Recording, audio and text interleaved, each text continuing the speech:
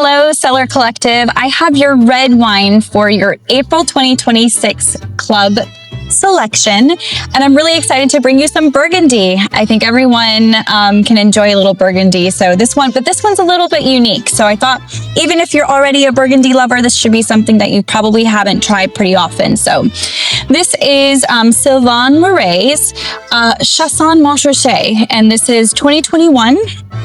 And this is a village wine. And for those who know Burgundy really well, you're probably like, what? A Chassagne-Montrachet, and I've got a red wine from there? Yes, they do produce red wine. In this village, it tends to be 70% Chardonnay, 30% Pinot Noir.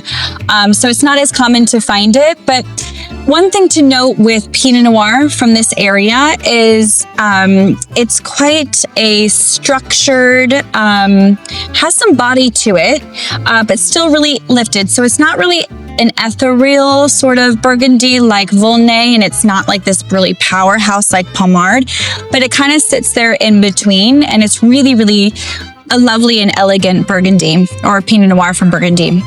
So this is a 2021 vintage, so a classic low yielding vintage in Burgundy.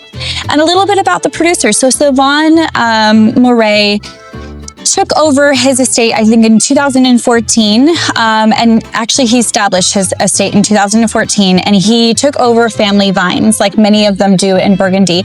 So this is super, super tiny production because him and his sister split his family's vines. So he doesn't have a lot, but their presence in Chassagne-Montrachet is, they're just really well known as a family in that area.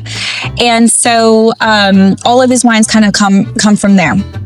So this specific bottling comes from 3 different plots, and those are La Bresson, which was planted in 1956, Les Lombards, which was planted in 1967, and Les Champs, which was planted in 1974. And all 3 of those plots bring a different element to this wine, mainly elegance, freshness, and fruit.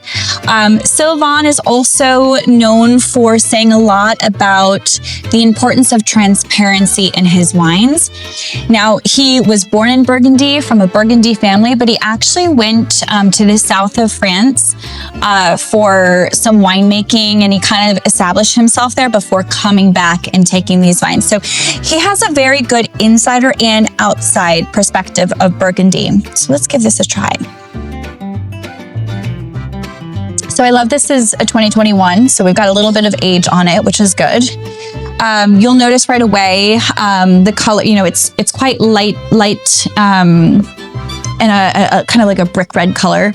And on the nose, I can immediately get this like cherry, these wild strawberries, some cranberry. And I also get like this earthiness and these kind of herbs.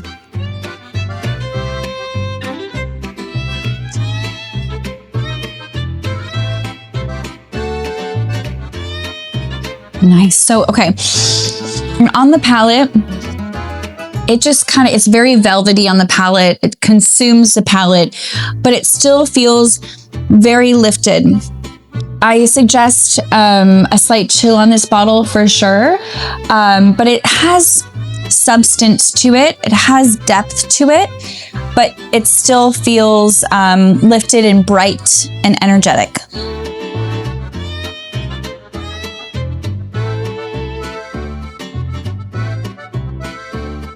There's a nice little grip to it as well, which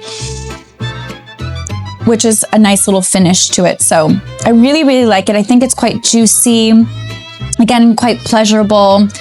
I could see you enjoying this really, really nicely at a dinner party. I think it goes really well with kind of roast chicken. I think, again, Riley's done a really great job with the pairing. And it has a little weight that it will definitely hold up to those kind of dishes. But it's light enough. It's not going to be exhausting on the palate. So I hope you enjoy this as much as I do. And cheers.